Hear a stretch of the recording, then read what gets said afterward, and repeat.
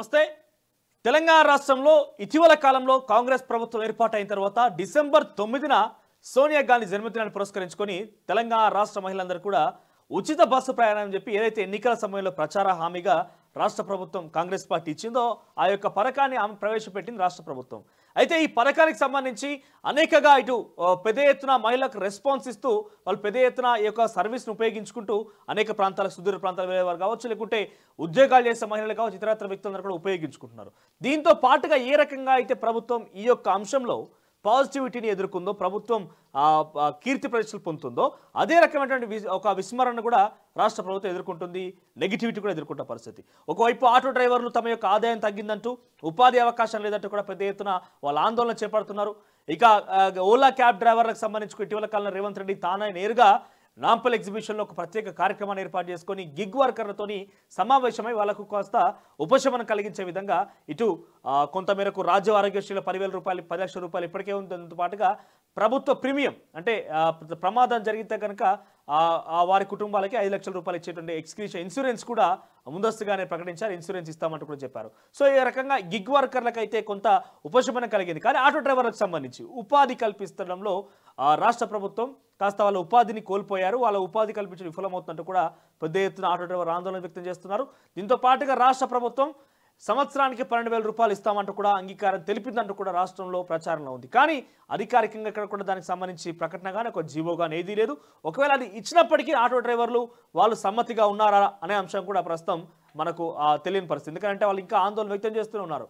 కేవలం నెలకు 1,000 రూపాయల చొప్పున మీరు ఇచ్చేటువంటి యొక్క పారితోషికం కానీ ప్రోత్సాహంగా మాకు పనిచేయదంటూ కూడా ఆందోళన వ్యక్తం చేస్తున్నారు. ఇది అంతా ఓకే అయితే ఇక ముఖ్యంగా ఆర్టీసీకి సంబంధించి ఉచిత ప్రయాణం మొదలైనప్పటి నుంచి ఆర్టీసీ ఆదాయం పెరిగింది. ఏ రకంగా అంటే ఎవరైతే మహిళలు ఈ యొక్క సేవలు వినియోగించుకుంటున్నారో ఆ సేవలకు అనుగుణంగా రాష్ట్ర ప్రభుత్వం ఆర్టీసీకి చెల్లించాలి. ఇక్కడ ఆర్టీసీ కానీ పథకం ప్రవేశపెట్టింది, ఈ యొక్క పథకాన్ని ప్రవేశపెట్టింది రాష్ట్ర ప్రభుత్వం. అంటే ఆర్టీసీ ద్వారా ఎవరైతే సేవలు వినియోగించుకుంటున్నారో ఆ పథకానికి డబ్బులు చెల్లించాల్సింది రాష్ట్ర ప్రభుత్వం. అంటే ఈ రాష్ట్ర ప్రభుత్వానికి ఆర్టీసీ చెల్లించినటువంటి ఆదాయం, ఆర్టీసీ ఆదాయం పెరిగింది. అది 21.1 కోటి రూపాయలు. ఒక 11 రోజుల్లోనే అత్యధిక ఆదాయాన్ని 21.1 కోట్ల ఆదాయాన్ని ఆర్టీసీ జమ చేసుకుందని పెద్ద ఎత్తున రాష్ట్ర ప్రభుత్వం కూడా ఒక సంబరంగా జరుపుకున్న పరిస్థితి లేకుండా వాళ్ళందరూ ప్రచారం చేసుకున్నారు. మరి ఎగ్జాక్ట్గా అసలు ఆదాయం పెరగడానికి కారణం ఏంటంటూ వాళ్ళు కొంతమంది బీఆర్ఎస్ పార్టీ నాయకులు అంటే ప్రతిపక్షాలకు ఆరోపణ చేస్తున్నాయి. ఎందుకు రకంగా ఆదాయం పెరిగింది? మహిళలు ఇబ్బంది పెట్టినందుక, కావాలని టిక్కెట్లు ఎక్కువగా పెంచినందుక అని చెప్పి రకరకాల ఆరోపణలు చేస్తున్నారు. ఒకసారి సోషల్ మీడియాలో ఒక వీడియో వైరల్ అవుతుంది, ఆ వీడియో చూపించే ప్రయత్నం చేస్తే ఆ తర్వాత మనతో పాటుగా జాయిన్ అవుతున్నారు కల్వ సుజాత, కాంగ్రెస్ పార్టీ అధికార ప్రతినిధి. మరి కాసేపట్లో ఇక్కడ వీడియో చూస్తే కనుక మీరు ఇక్కడ మహబూబ్ నగర్ నుంచి తాండూరు వెళ్తున్నటువంటి ఆర్టీసీ బస్సులో ఒక ఈ వీడియో హల్చల్ చేస్తుంది. ఎందుకంటే ఇక్కడ మీరు చూస్తే మహిళలకి ఉచిత ప్రయాణం చేసే వారికి మహాలక్ష్మి అనే పేరు టికెట్ ఇచ్చి ఆ టికెట్ మీద 0 టికెట్ అని ఉంటుంది. అంటే ఎంత రూపాయి కూడా చెల్లించాల్సిన పని లేదు, ఆ టికెట్ నేరుగా మహిళలకు ఇస్తారు. కానీ ఇక్కడ మీరు గమనిస్తే కనుక నేరుగా కండక్టరే ఆ యొక్క టికెట్ మిషన్ నుంచి తీస్తున్నట్టుగా ఈ వీడియోలో అయితే కనిపిస్తుంది. మరి ఇక్కడ వీడియోలో చూస్తే టికెట్ ఇచ్చే మిషన్ ఏదైతే ఉందో ఆ మిషన్లో నుంచి నేరుగా తానే సుమారు ఒక బారుడు చిట్టిని తీసుకుంటే సుమారు ఒక 10-15 చిట్టీలు కూర్చొని ఆయనే ఎవరు లేకున్నా కూడా, మహిళలు ఎవరు లేకున్నా కూడా తీస్తున్నాడని ఒక ఆరోపణతో సోషల్ మీడియాలో ఇక్కడ చూసిన వైరల్ అవుతుంది. అంటే కావాలనే కాంగ్రెస్ పార్టీ ఈ యొక్క అంశాన్ని పాజిటివ్గా మలుచుకోవడం కోసం, ఆదాయం పెరిగిందని చెప్పుకోవడం కోసం ఈ రకమైన ప్రయత్నాలు చేస్తుంది. ఇక ప్రభుత్వ ఖజానాను గండి కొట్టేందుకు కండక్టర్లు తన చేతివాటను చూపిస్తున్నారంటే కూడా సోషల్ మీడియాలో మీడియా కథనాలు ఇక్కడ చూస్తున్న అంటున్న పరిస్థితి. ఇదే అంశం గురించి మాట్లాడుకుందాం. ప్రస్తుతం మనం కల్వ సుజాత గారు లైన్లో ఉన్న. నమస్తే అండి. నమస్తే మనోజ్ గారు. రైట్, ఒకవైపు ఉచిత ప్రయాణం మహిళలందరూ కూడా చాలా వరకు హర్షం వ్యక్తం చేస్తున్నారు. కాంగ్రెస్ ప్రభుత్వం మీద చాలా వరకు వాళ్ళు పాజిటివ్గా ఉన్నారు. కాంగ్రెస్ పార్టీ విధి విధానాల పట్ల కూడా పాజిటివ్గా ఉన్నారు. సో ఎట్లా చూస్తారు? ఎట్లా ఉంది రెస్పాన్స్? ఎట్లా ఉంది? మీరు ఇప్పుడు నిత్యం ప్రజల్లోకి వెళ్తూ ఉంటారు, ముఖ్యంగా మీ తాండూరు ప్రజానికం దగ్గరగా ఉంటూ ఉంటారు. హైదరాబాద్లో ఎక్కడ చూసినా కూడా కల్వ సుజాత గారు అంటే చాలా వరకు అందరికి తెలిసేది. సో మహిళలు ఏమనుకుంటున్నారు మీకు సంబంధించిన వాళ్ళు? ఉచిత ప్రయాణ రెస్పాన్స్ ఎట్లుంది? ముందుగా మనం హర్షించదగ్గాల్సినటువంటి విషయం ఇది.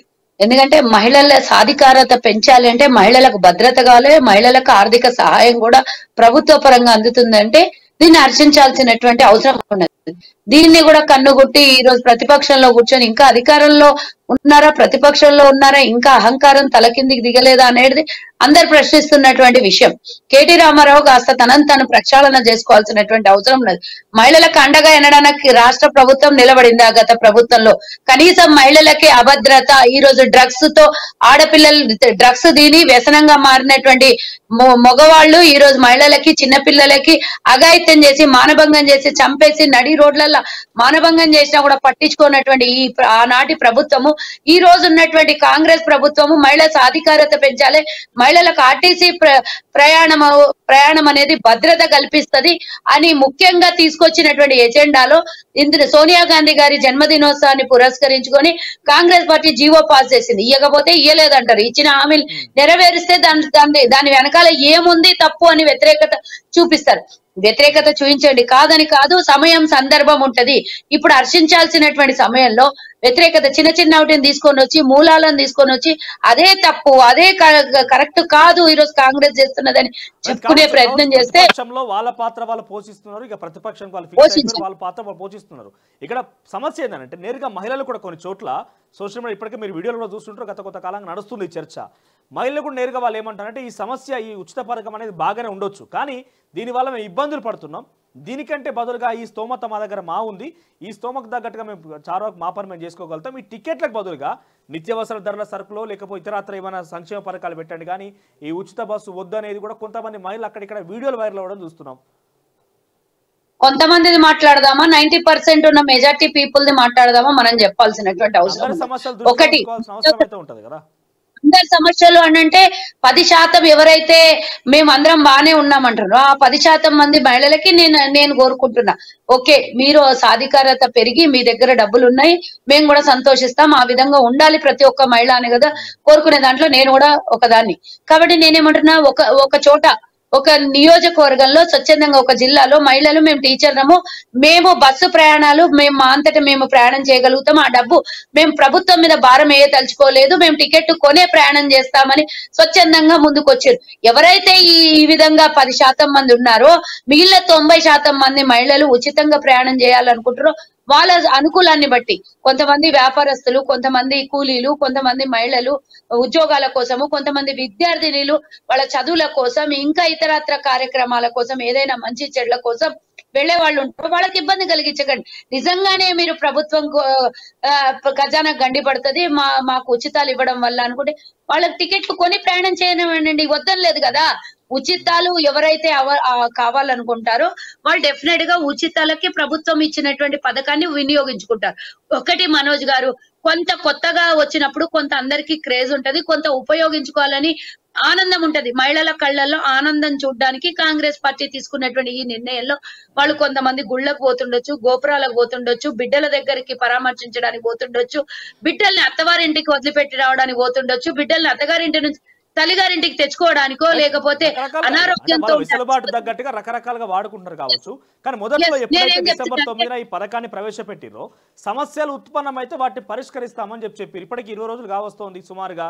సో ఈ సమస్యలు ఏం గుర్తించింది, ఏమి ఉత్పన్నమైనాయి, ఆ ఉత్పన్నమైన సమస్యలు ఏ రకంగా పరిష్కరించబోతుంది కాంగ్రెస్ పార్టీ? మరి సమస్యలు ఉన్నాయని నేను అనలేదు, మీరే చెప్పింది. ఇప్పుడు సమస్య మంత్రి పొన్నం ప్రభాకర్ చెప్పిండు, సమస్యలు డెఫినెట్ గా ఏర్పడితే వాటిని సమీక్షిస్తున్నాం, ఆ సమస్యలు గుర్తిస్తున్నాం అన్నారు కదా. సో కాంగ్రెస్ పార్టీ ఒక మహిళగా మీరేం సమస్యలు గుర్తించారు వీటి దృష్ట్యా? నేను సజ్జనార్ గారు నిన్న మాట్లాడిన విషయం మనం గుర్తు చేసుకోవాలి. ఎవరైతే మహిళలు ప్రయాణం చేస్తున్నప్పుడు ఎక్కడ పడితే అక్కడ బస్సులు ఆపమంటున్నారంట. మేము సమస్యలు అంటే ఇట్లాంటివి కూడా సమస్య కిందకే కదా. బస్సు ఎక్కడ పడితే అక్కడ ఆపడం కాదు, దానికి ఒక బస్ స్టాప్ ఉంటది, బస్ స్టాప్ లోనే ఆగుతుంది, అక్కడే మీరు బస్సులో ఎక్కాలి. ఎక్కడ పడితే అక్కడ ఆపి ఎక్కడాలు గాని దిగడాలు గాని వద్దు. ఇది ప్రయాణికులకి ఇబ్బంది, ట్రాఫిక్ ఇబ్బంది అవుతుంది. ఇలాంటివన్నీ చిన్న చిన్న సమస్యల్ని కూడా మీరు ఇబ్బంది పెట్టొద్దు అని సజ్జనార్ గారు కూడా చెప్పడం జరిగింది. ఇంకా ఇప్పుడు 20 రోజులే అయింది కదా, సమస్యలు ఏమున్నాయి? మీరు ఒకటి చెప్పినట్టుగా, ఒకటి మహబూబ్ నగర్ నుంచి తాండూరు వెళ్తున్న నా సొంత నియోజకవర్గం బస్సు, అది వెళ్తున్నటువంటి బస్సులో ఎవరైతే కండక్టర్ ఉన్నాడో ఆయన చేతివాటం అని మీరు అన్నారు. ఆయన టికెట్లని అన్ని అంటే మిషన్ లో తీస్తున్నారు అని మీరు చెప్పారు కదా, నేను అందులో మహిళలు లేరు అంటున్నారు. నేను దానికి చూడలేదు కాబట్టి ఉన్నారా లేరా సెకండ్ పెడదాం. కానీ దీని వల్ల ఆయన చేతి వాటం ఎలా అవుతుందో నాకు తెలియదు. కొంత ఏమన్నా నేను ఇంతమంది బస్సు ప్రయాణికులు ఇందులో ప్రయాణం చేస్తారని క్రెడిట్ కొట్టుకోవడం తప్పించి అందులో ఆయనకు వచ్చినటువంటి లాభం లేదు. ఏమున్నా ఆర్టీసీకి ఆదాయం గాని ఉద్యోగస్తులకు ఆదాయం కాదు. అది గుర్తుంచుకోవాల్సినటువంటి అవసరం ఉన్నది. ఎవరైనా ప్రతిపక్షాలు విమర్శలు చేసినా, ఎవరైనా వ్యతిరేకులు మాట్లాడినా కూడా అది పాపం ఉద్యోగస్తుడికి వచ్చేటటువంటి లాభం కాదు. మీరు ఇంకోటి అన్నారు 21 కోట్ల రూపాయలు. ఇక్కడ విషయం ఏంటంటే ఇక్కడ ఉద్యోగికి గానీ సంస్థకు గానీ ఏం లాభం లేదు. ఒకళ్ళు వచ్చినా కూడా ఉద్యోగులకు మాత్రమే వచ్చే పరిస్థితి కాదు. అది నేరుగా ప్రభుత్వానికి ఆర్టీసీకి ఆదాయం పెంచేదే అని మీరు చెప్తున్నారు. ఆ మాట వాస్తవమే. కానీ ఇక్కడ ప్రతిపక్షాలు ఏం ఆరోపణ చేస్తున్నాయంటే ఈ సేవలు బాగా ఉపయోగించుకుంటున్నారు మహిళలు, ఎక్కడ చూసినా దీనికి మంచి రెస్పాన్స్ ఉందని కావాలని నిరూపించుకోవడం కోసం మాత్రమే ఇట్లా ఈ రకంగా ఆదాయం పెంచుకుంటున్నారు అనే ఒక ఆరోపణ చేస్తున్నారు. మనోజ్ గారు ఒకటి వాళ్ళే అంటారు, విపరీతంగా మహిళలు వెళ్తున్నారు, దీనివల్ల మగవాళ్ళకి ఇబ్బంది అవుతున్నది అని వాళ్ళు చెప్తున్నారు అని అంటున్నారు. మళ్ళీ వీళ్ళే ప్రశ్నలు ఒక ప్రశ్న ఇస్తారు, దానికి ఆన్సర్ చెప్పకముందు ఇంకో ప్రశ్న ప్రతిపక్షంది. మరి మహిళలు వెళ్ళినా వెళ్ళకపోయినా ఇప్పుడు ఒకటి నేను చెప్తాను, ఆదాయం ఆర్టీసీకి ఇస్తే ఆర్టీసీ ఆస్తులు కూడా పెరుగుతాయి కదా. ఆర్టీసీలో ఇప్పుడు ఉన్నటువంటి బస్సులు మీరు చూసిండ్రు, ఎంతో ఆర్టీసీ కార్మికులు కానీ ఆర్టీసీ అంటే సంబంధిత అధికారులు మాట్లాడినప్పుడు ప్రజలు మాట్లాడినప్పుడు కనీసం బస్సులు సర్వీసింగ్ లేకుండా రిపేర్లకు పడి ఉన్నటువంటి 100,000 బస్సులు ఉన్నాయి. దానికి అసలు నోచుకోనటువంటి పరిస్థితి ఉన్నది. ఎలాంటి దీని మీద గత ప్రభుత్వం ఎలాంటి చర్యలు కూడా తీసుకోలేదు, ఎలాంటి సానుకూలంగా కూడా లేకుండే అని అన్నారు. ఇప్పుడు ఆర్టీసీకి లాభం జరుగుతుంది అని అంటే ఇప్పుడు మొన్ననే సజ్జనార్ గారు చెప్పిన ఇంకా బస్సులు అధికంగా పెంచుతున్నాము, కొన్ని ఎలక్ట్రిక్ బస్సులు, కొన్ని మాన్యువల్ బస్సెస్ మేము నడపబోతున్నాము, ఎన్నో 1000 బస్సులు అనుకుంటాను, 1000 బస్సులు మేము కొత్తవి దింపబోతున్నాం అన్నారు. ఆర్టీసీకి మీరు ఇంతకు ముందే అన్నారు నష్టాల్లో ఉంది అన్నారు. అందులో ఆర్టీసీ ఉద్యోగస్తులకి చాలా ఇయ్యాల్సినటువంటివి బకాయిలు ఉన్నాయి ఆర్టీసీ తరఫు నుంచి. సరే ప్రభుత్వ పరంగా డైరెక్ట్ ఆర్ ఇండైరెక్ట్ వాళ్ళకి ఇయ్యాల్సినటువంటి బకాయిలు కూడా తీరుతాయి, కొత్త బస్సులు వస్తాయి, కొత్త బస్సులు సర్వీసులు అయ్యి కొత్త బస్సులు ప్రయాణికులకు అంటే వాళ్ళకు కలిగిస్తున్నటువంటి మంచి ఉద్దేశమే కదా. మరి అలాంటప్పుడు మనం సమస్య ఏంటంటే ఇక్కడ ఇంకో సమస్య నిత్యం ప్రతిరోజు ఎదుర్కొంటున్న సమస్య ఏంటంటే గ్రామీణ ప్రాంతాల నుంచి పట్టణాల్లోకి అత్యధిక సంఖ్యలో మహిళలు ఉద్యోగరీత్యా కావచ్చు, రకరకాల హాస్పిటల్ రకరకాలుగా వాళ్ళు వస్తూ వెళ్తూ ఉంటారు. వాళ్ళ వెసులుబాటు కోసం రాష్ట్ర ప్రభుత్వం ప్రవేశపెట్టింది. సరే, ఇక్కడ విద్యార్థులకు కూడా కొంతగా ప్రకటించాల్సి ఉండేదనేది విద్యార్థులకు సంబంధించి విద్యార్థి నాయకులు లేకపోతే విద్యార్థుల పక్షాన ఒక వాదన. మరోవైపు ఏదైతే మహిళల ఉచిత ప్రయాణం అధిక సంఖ్యలో ఉపయోగించుకుంటున్నారో అక్కడ విద్యార్థులు ఇబ్బందులు పడుతున్నారు. సరైన సమయంలో వాళ్ళకి కాలేజీలకు అటెండ్ కాకపోవడం కావచ్చు, స్కూల్స్కి అటెండ్ లేకపోయినటువంటి పరిస్థితి గ్రామీణ ప్రాంతాల నుంచి ఇటు పట్టణాలకు వచ్చే బస్సుల సంఖ్యలో ఆ ప్రాబ్లం క్రియేట్ అవుతుంది. సో ఎట్లా దాని సొల్యూషన్ క్రియేట్ చేయబోతున్నారు? మీకు అందుకే చెప్పాను, ఇంకా బస్సులు కొత్త బస్సుల్ని కూడా ఏర్పాటు చేయబోతున్నామని మీరు అడగక ముందే నేను ఆన్సర్ చెప్పాను. ఇంకోటి మనోజ్ గారు, కొత్తగా ఉంది కాబట్టి ఇప్పుడు మనం కర్ణాటకలో చూసినాం, స్టార్టింగ్ లో ఒక 2-3 నెలలు ఇబ్బంది అయింది. ఆ తర్వాత రోజు ప్రయాణం చేయాలంటే నాలాంటి కల్వ సుజాతనే ఉంటది, నాకు ఓ ప్రొఫెషన్ ఉంటది. నేను ఒక రోజు కొత్తగా వచ్చినప్పుడు 2 రోజులు ఎక్కుతాను, 3 రోజులు ఎక్కుతాను, 4వ రోజు నా పనులు నేను చేసుకోవాలి కదా. రోజు బస్సులో తిరుగుకుంటా కూర్చుంటే ఇంట్లో పనులు గానీ మనకున్నటువంటి ప్రొఫెషన్ రోజు అదే పనులు ప్రొఫెషన్ అందరు మహిళలకు ఉండదు కదా. నేను చెప్పేదినండి, నాట్ ఓన్లీ సుజాత, ఉదాహరణ చెప్తుంటే ఒకసారి మనోజ్ గారు నాది క్లారిటీగా అర్థం చేసుకోండి. మీరు నేనేమంటున్నా అంటే హౌస్ వైఫ్స్ ఎవరైతే ఉంటారో హోమ్ మేకర్స్ వాళ్ళు కొత్తగా బస్సులు ఇస్తున్నారు కాబట్టి కొంత వాళ్ళ యాంగ్జైటీని ఎందుకు కాదనాలి, కొన్ని రోజులు ఇబ్బంది అవుతుంది. ఇప్పుడు 10 సార్లు తిరుపతి పోయేస్తారా, 10 సార్లు శ్రీశైలం పోయేస్తారా, 10 సార్లు యాదగిరిగుట్టకు పోతారా, 10 సార్లు వేములవాడకు పోతారా? రోజు పోవాలన్నా వాళ్ళకి ఇంకో రకంగా ఏదో ₹1 అక్కడికి వెళ్ళిన తర్వాత ఖర్చు అవుతుంది. కొత్తగా ఈ ఉచిత సౌకర్యాన్ని కల్పించింది కాబట్టి వాళ్ళకు ఉన్నటువంటి కొంత వెసులుబాటును ఉపయోగించుకొని ఒక 2-3 నెలలు చిన్న చితక ఇబ్బందులు అవుతుండొచ్చు, నేను కాదనను, అవుతాయి. కానీ ఆ తర్వాత ఎవరి పనులలో వాళ్ళు బిజీగా ఉంటారు. ఉద్యోగస్తులు వెళ్ళాల్సినటువంటి వాళ్ళు వెళ్తారు, విద్యార్థులు వెళ్తారు, కూలీ కోసం వెళ్లే వాళ్ళు వెళ్తారు, రకరకాలుగా ఎవరి పనులలో వాళ్ళు ఒక 2-3 నెలల తర్వాత సామాన్యంగా ఇది నార్మల్ అయిపోతుంది. దీంట్లో ఎలాంటి ఇబ్బందులు కూడా కలగవు. ఆ ఇబ్బందులు కలగకుండా కొత్త బస్సులు కూడా మేము ప్రవేశపెట్టబోతున్నాం. అందులో ముఖ్యంగా సజ్జనార్ గారు నిన్ను ఇంకో మాట చెప్పారు, మహిళలేమో టికెట్ లేకుండా ఉచితంగా ప్రయాణం చేసి సీట్లన్నీ వాళ్ళే ఆక్యుపెన్సీ చేస్తున్నారు, మగవాళ్ళకి అసలు సీట్లు ఉండట్లేదు అని మగవాళ్ళు గోల చేస్తారు. చేస్తున్నారు అని చెప్పిన తర్వాత నిన్న ఒక ఇన్స్ట్రక్షన్ ఇవ్వడం జరిగింది. 2 సైడ్లల్లా ఉండేటటువంటి సీట్లకి ఒక సైడ్ మగవాళ్ళకి ఒక సైడ్ ఆడవాళ్ళని కేటాయించడం వల్ల మహిళలు కూడా సంతృప్తిగా ఉన్నారంట, మగవాళ్ళు కూడా హ్యాపీగా ఉన్నారు. మనకు తెలుసు ముందుగానే ప్రతి బస్సులో సగం సీట్లని మహిళలకు కేటాయిస్తారు. కాబట్టి ఇప్పుడు ఆ సగం సీట్లు 1 సైడ్ లేడీస్ కి 1 సైడ్ జెంట్స్ కి పెట్టడం వల్ల ఈ సొల్యూషన్ కూడా ప్రాబ్లం కూడా సొల్యూషన్ కి వచ్చింది. ఇంకోటి మీరు బస్సులు సరిపోవట్లేదు అని అంటే అతి త్వరలో కొత్త సంవత్సరంలో కొత్త బస్సుల్ని కూడా మేము తీసుకురాబోతున్నాం. ఇది కూడా వీటన్నిటికీ ఒక సొల్యూషన్ దొరుకుతుంది, అటు అధికారులు రివ్యూ చేస్తారో లేకపోతే ఏదో ఒక పరిష్కారం వచ్చే అవకాశం ఉన్నది. కానీ పెద్ద సమస్య ఏంటంటే రాష్ట్ర వ్యాప్తంగా ఉన్న ఆటో డ్రైవర్లు ఆందోళన చేస్తున్నారు. నిన్న బస్ భవన్ వద్ద దాదాపుగా వారం రోజుల పాటుగా వాళ్ళు ఆందోళన చేపట్టారు. మొన్న గిగ్ వర్కర్లతో సమావేశమైనప్పుడు కూడా వీళ్ళందరూ నేరుగా ముఖ్యమంత్రి రేవంత్ రెడ్డికి తన సమస్య విన్నవించుకుందామంటే అక్కడ పోలీసులు అడ్డుకున్నారట. సో ఆటో డ్రైవర్లకు సంబంధించి ఏం చేయబోతున్నారు? ఆటో డ్రైవర్లకి మీరు ఇందాక మాట్లాడేటప్పుడు స్టార్టింగ్ లో చెప్పారు, ఆటో డ్రైవర్లకి 12,000 రూపాయలు గౌరవ వేతనం ఇస్తాం మేము అని చెప్పాం. వాళ్ళు ఓన్ డ్రైవింగ్ ఉన్నా సరే, ఆటోలు కార్మికులైనా సరే ఎవరికైనా 12,000 ఇవ్వబోతున్నాం. అంటే ఇది కూడా సరిపోదు అని అంటే ఇంకా ఉచితంగా చాలా ఇస్తోంది కదా ప్రభుత్వము. నాట్ ఓన్లీ 12,000, వాళ్ళ ఇంట్లో ఆర్థికంగా భార్య ఉంటే భార్యకి 2,500, రేపు వచ్చే కాలంలో 2,500 ఇవ్వబోతాం. గ్యాస్ 500కి ఇవ్వబోతున్నాం. ఉచితంగా 200 యూనిట్ల కరెంట్ ఇస్తున్నాం. వాళ్ళ కుటుంబానికి ఎవరైనా మహిళలు ప్రయాణం చేయాలంటే బస్సు, వాళ్ళ కుటుంబానికి కూడా బస్సు వర్తిస్తుంది. అదనంగా 12,000 ఇస్తున్నాం కదా. మళ్ళీ రేషన్ లో వచ్చే రాబోయే కాలంలో 9 రకాల వస్తువులని మేము తక్కువ ధరకు రేపు ఇవ్వబోతున్నాం. ఇవన్నీ కూడా వెసులుబాటు కార్మికులకి, చిన్న చిన్న ఉద్యోగస్తులకి, చిన్న చిన్న ఉపాధి ఉన్నటువంటి వ్యాపారస్తులకు, లేకపోతే ఇలాంటి వాళ్ళ కోసమే కదా ప్రభుత్వం నడిపించేది కూడా. కాబట్టి ఈ రకరకాలుగా ప్రభుత్వం తీసుకొచ్చేటటువంటి ఉపాధిల్ని మేము ఇచ్చినటువంటి హామీల్ని అన్ని వర్గాల ప్రజలకి వర్తిస్తాయి. కాబట్టి అదనంగా ఆటో డ్రైవర్లకు 12,000 ఇచ్చాం. అదేం తక్కువ కాదు మనోజ్ గారు. 1,000 రూపాయలు నెలకు అంటే పూర్తిగా కూర్చోబెట్టి అయితే ప్రభుత్వం నడపదు కదా. ఇంకో విషయము, వాళ్ళకి ఇబ్బంది కలిగిండొచ్చు, నేను కాదనను. ప్రతిపక్షంలో ఉన్నప్పుడు ఒక మాట, ప్రభుత్వంలో ఉన్నప్పుడు ఒక మాట కల్వ సుజాత మాట్లాడు. ఎవరికి సంబంధించిన అన్యాయమైన ఎవరికైనా ఇబ్బంది బీఆర్ఎస్ పార్టీ కేటీఆర్ మొన్న ఆటో డ్రైవర్లకు హామీ ఇచ్చిండు, ప్రత్యేక కమిటీ చేస్తామని చెప్పిండు వాళ్ళకి. అయ్యో మంచిది, సంతోషం మనోజ్ గారు.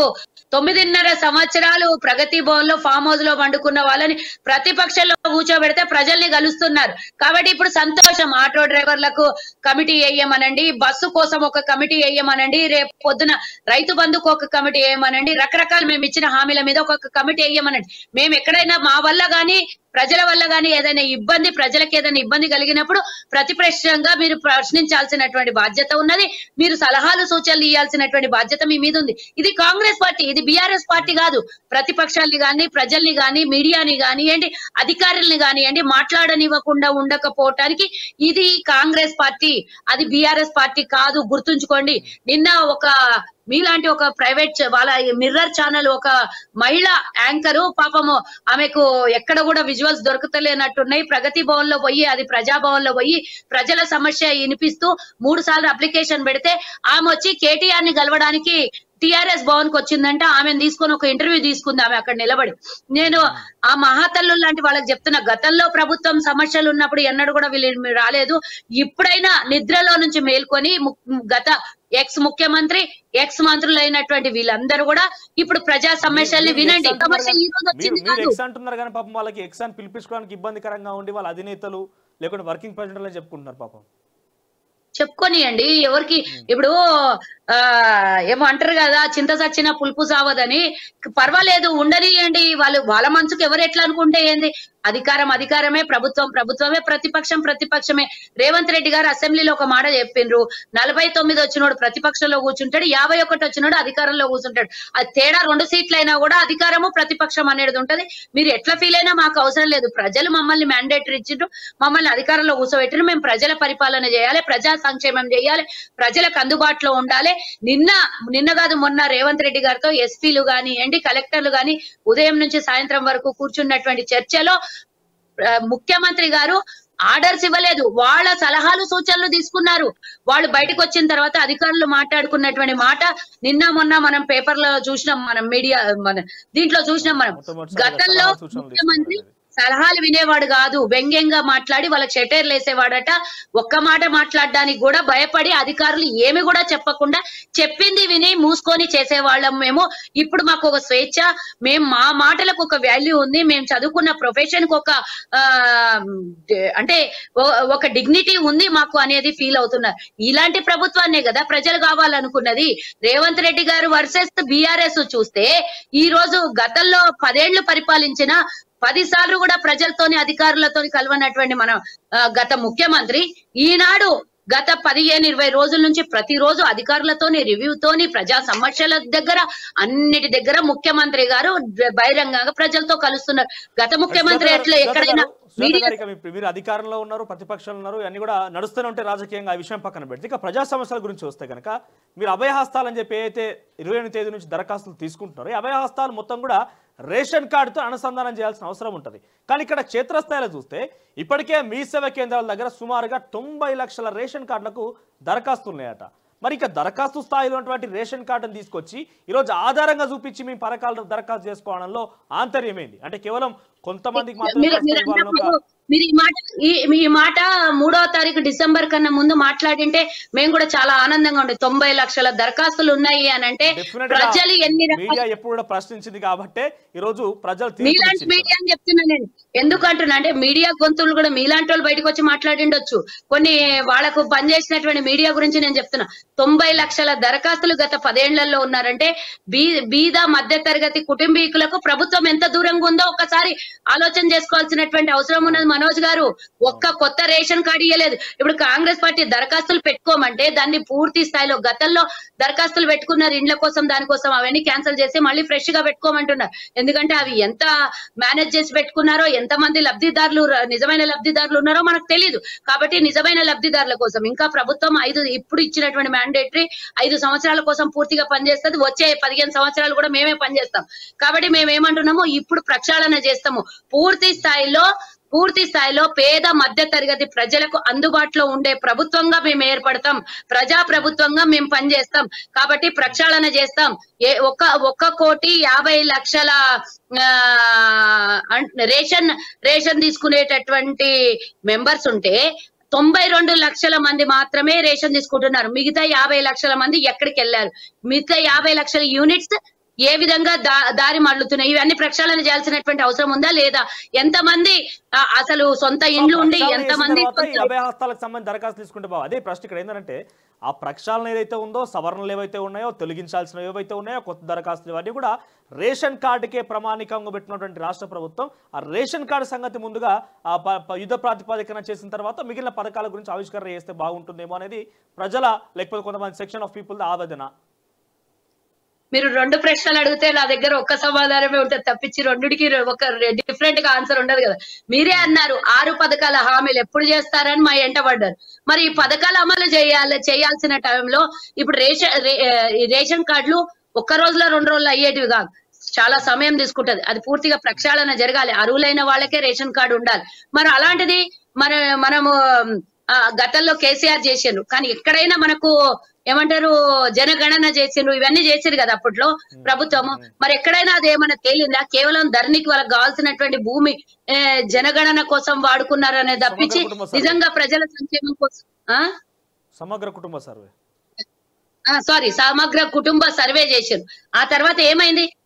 దాని వల్ల ఏదైనా ప్రయోజనం ఉందా? రాష్ట్రం మొత్తం ఎలాంటిది లేదు. కాబట్టి ఇప్పుడు పూర్తిగా మేము సర్వేలు చేసి అన్ని విధాల ఏ యూనిట్స్ అయితే ఎక్కువగా ఉండి అన్నెసెసరీ ఉండి ఎవరు యూజ్ చేసుకోవట్లేదు అవన్నీ ఏరేసి మంచిగా అందరికీ అందేటట్టుగా పేద మధ్య తరగతి కుటుంబాలకు చెందేటట్టుగా కాంగ్రెస్ పార్టీ పూర్తి స్థాయిలో చర్యలు తీసుకుంటది. అదే దిశగా అధికారులకు ఆదేశాలు ఇవ్వడం జరిగింది.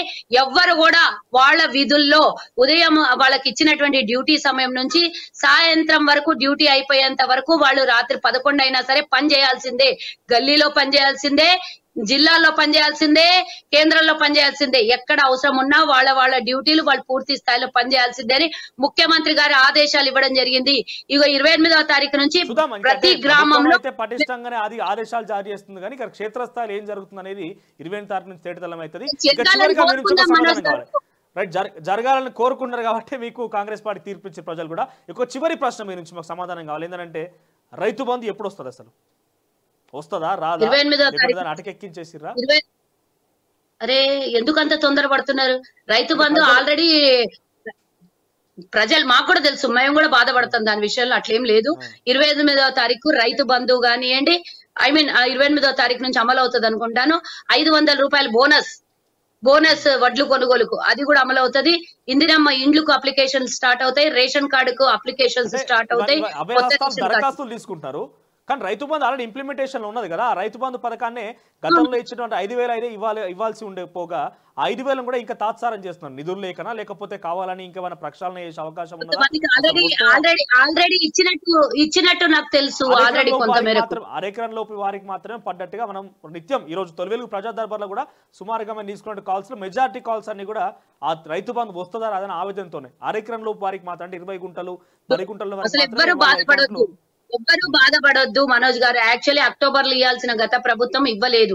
ఇప్పుడు ప్రభుత్వం ఏర్పడగానే కొంత వెసులుబాటు దేనికోసము అని అంటే ఇష్టానుసారంగా మరి 100 ఎకరాల నోనికి 500 ఎకరాల నోనికి 1000 ఎకరాలు ఉన్న వాళ్ళకి కూడా ఇచ్చేస్తుంది. కాబట్టి కాస్త ఆలోచన చేసి పూర్తి స్థాయిలో ప్రక్షాళన చేసి ఇవ్వడానికి కాస్త ఒక 10-15 రోజులు ఆలస్యం అయిండొచ్చు. ఇమీడియట్ గా రైతు బంధు ఇవ్వడానికి ప్రయత్నాలు మాత్రం ముమ్మరంగా సాగుతున్నాయి. రైట్, థ్యాంక్ యూ సుజాత గారు, thank you for joining us. Overall గా ఇది విషయం ఆర్టీసీకి సంబంధించి మహిళలు ఎవరైతే ప్రయాణం చేస్తున్నారో వాళ్ళకు పెద్ద ఎత్తున ఇటు ప్రతిపక్షాలు కావచ్చు లేకుంటే ఇవన్నీ కూడా రకరకాల మాటలైతే మాట్లాడుతున్నప్పటికీ మహిళలు మాత్రం సద్వినియోగం చేసుకుంటున్నారు. దీనిలో మెజారిటీ ఆఫ్ ద మహిళలు కూడా ప్రయాణిస్తున్నారు.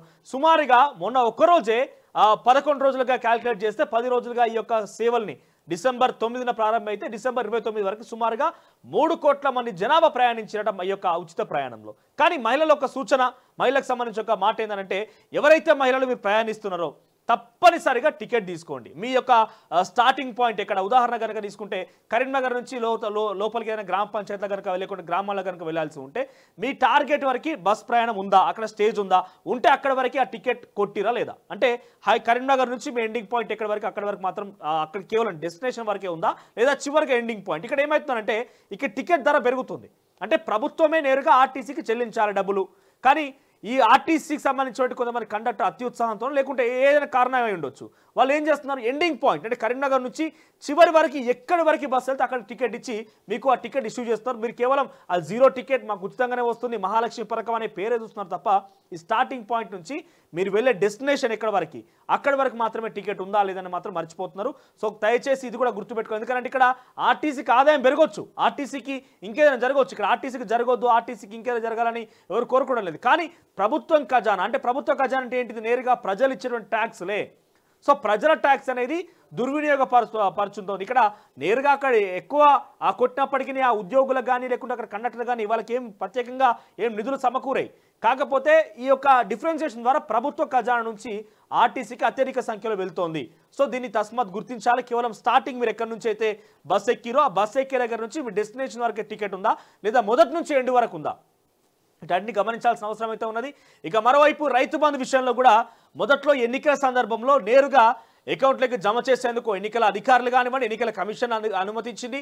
మరోవైపు వేసేందుకు కేసీఆర్ ప్రభుత్వం కూడా అంగీకారంతో ఉంది. కానీ మధ్యలో జరిగింది ఏంది, కేవలం హరీష్ రావు వ్యాఖ్యలే కారణంగా ఎలక్షన్ కమిషన్ ఆఫ్ ఇండియా ఈ రైతు బంధు పథకాన్ని నిలిపివేసింది.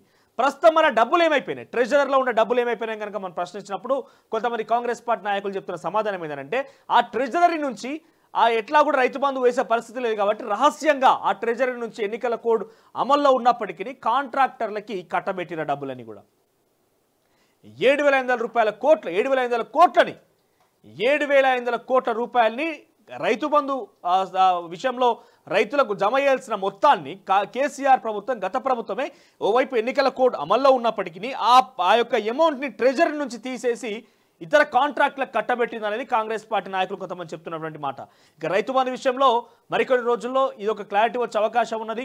లేకుంటే నేరుగా ముఖ్యమంత్రి దీని మీద సమీక్షించి అసలు ఎందుకు ఆగుతుంది, నిధులు లేకనా రకరకాల కారణాలు అయితే ఉన్నాయి, ఆ కారణాలని చెప్పి నేరుగా రైతుల అకౌంట్లోకి ఈ యొక్క డబ్బులు జమ చేసే విధంగా రాష్ట్ర ప్రభుత్వం ప్లాన్ చేస్తున్నట్టు కూడా కాంగ్రెస్ పార్టీ చెప్తుంది. ఇక ఆర్టీసీకి సంబంధించి తస్మాత్ మహిళలు కూడా జాగ్రత్తగా ఉండాలి. స్టార్టింగ్ ఎండ్ పాయింట్ చూసుకోండి. ఇక్కడ ఉద్యోగులకు కానీ సంస్థ కానీ ఏం పెరిగిపోయేది లేదు, అలాగని తగ్గిపోయేది లేదు. ప్రభుత్వ ఖజానా నుంచి అంటే మనం కట్టే ట్యాక్సుల నుంచే ప్రభుత్వం ఈ యొక్క పథకానికి డబ్బులు వేస్తుంది కాబట్టి అందులో అత్యధికంగా కావాలనే ఇక్కడ ఎక్కువ సంఖ్యలో టికెట్లు కొడుతున్నారు, ఇక్కడ స్టార్టింగ్ పార్టీ నుంచి ఎండింగ్ పార్టీ దాకా మొత్తం టికెట్ రేట్ పెరుగుతుంది కాబట్టి టికెట్ కొడుతున్నారు అనేది ఒక వాదన వినిపిస్తుంది. మరి చూద్దాం ఏం జరుగుతుంది. రాష్ట్ర ప్రభుత్వం దీని మీద సమీక్షించి ఈ సమస్యలను ఏ రకంగా పరిష్కరిస్తుంది.